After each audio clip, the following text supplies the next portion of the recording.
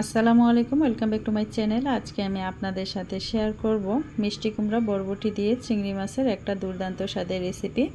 আশা করি এই রেসিপিটা আপনাদের ভালো লাগবে। গরম ভাতের সাথে যদি মিষ্টি কুমড়া আর চিংড়ি মাছের এই রেসিপিটা থাকে তাহলে কিন্তু এক তরকারি দিয়েই এক প্লেট ভাত খাওয়া হয়ে যাবে। তো চলুন রেসিপিটা আপনাদের সাথে শেয়ার করি। প্রথমেই এখানে আমি চুলায় একটা প্যান বসিয়ে দিয়েছি। তারপরে দিয়ে দিচ্ছি 2 টেবিল চামচ পরিমাণে রান্নার তেল। তারপরে দিয়ে দিচ্ছি আমি 2টা মিডিয়াম সাইজের পেঁয়াজ কুচি। পেঁয়াজটাকে আমি কিছুক্ষণ ভেজে নেওয়ার পরে দিয়ে দিচ্ছি 5টা কাঁচামরিচ ফালি। তো এখানে জালের জন্য আমি কাঁচামরিচ আর মরিচের গুঁড়া দুইটাই দিয়ে নিব। আপনারা চাইলে যে কোনো একটা দিয়েও রান্নাটা করতে পারেন। দিয়ে দিয়েছি আমি 8টা চিংড়ি মাছ। তো এখানে মিডিয়াম চিংড়ি মাছটা নিয়ে নিয়েছি। আপনারা কিন্তু চাইলে ছোট বড় মিডিয়াম যে কোনো চিংড়ি মাছ দিয়ে রান্নাটা করতে পারবেন। চিংড়ি মাছের কালার আসার পরে দিয়ে দিচ্ছি 1/2 চা চামচ রসুন বাটা। রসুনটাকে কিছুক্ষণ ভেজে নিচ্ছি।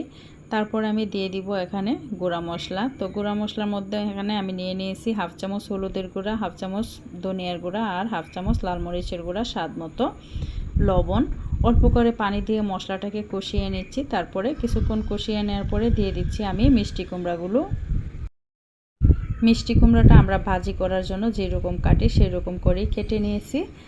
তো আমি 2 মিনিটের মতো মিষ্টি কুমড়াটা কষিয়ে তারপরে এখানে 250 গ্রাম দিয়ে দিয়েছি বরবটি। বরবটিটাও আমি 1 ইঞ্চি পরিমাণ করে কেটে নিয়েছি।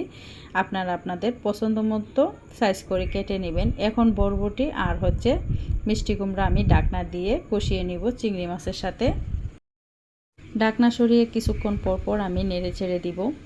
তো মিষ্টি কুমড়াটা থেকে কিন্তু একটু পানি উঠেছে। তো সেই পানিতেই আমি মিষ্টি কুমড়া আর বরবটিটাকে সিদ্ধ করে নিব। আর মাঝে মধ্যে ঢাকনা সরিয়ে আমি নেড়ে চেড়ে দিব। আর মিষ্টি কুমড়া সিদ্ধ হতে কিন্তু তেমন একটা সময় লাগে না, রান্নাটাও দ্রুত হয়ে যায়, অল্প মশলাই করা যায়, খেতেও কিন্তু অনেক বেশি ভালো লাগে।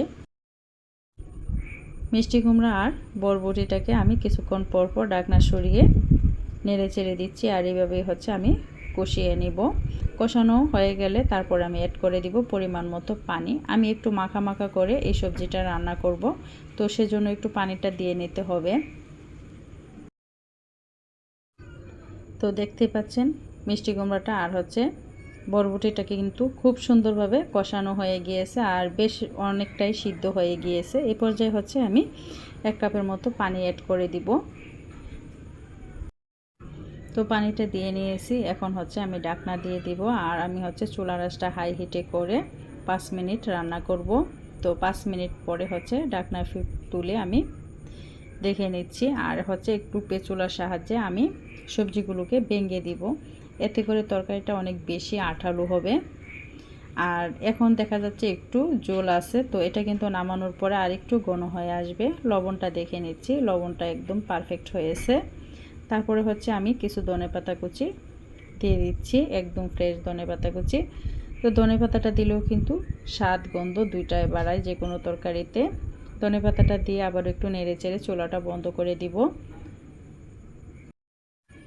তো রান্নাটা কিন্তু একদম শেষের দিকে। এখন আমি 1/2 চা চামচ পরিমাণ টালা জিরা গুঁড়া দিয়ে নিচ্ছি। তারপরে চুলাটা বন্ধ করে দিব। গরম ভাতের সাথে অনেক বেশি ভালো লাগে মিষ্টি কুমড়া চিংড়ি মাছের এই রেসিপি ভালো লাগলে ট্রাই করার অনুরোধ রইল। সবাই ভালো থাকবেন, দেখা হবে নতুন কোনো রেসিপিতে। সেই পর্যন্ত সবাইকে আল্লাহ হাফেজ, আসসালামু আলাইকুম।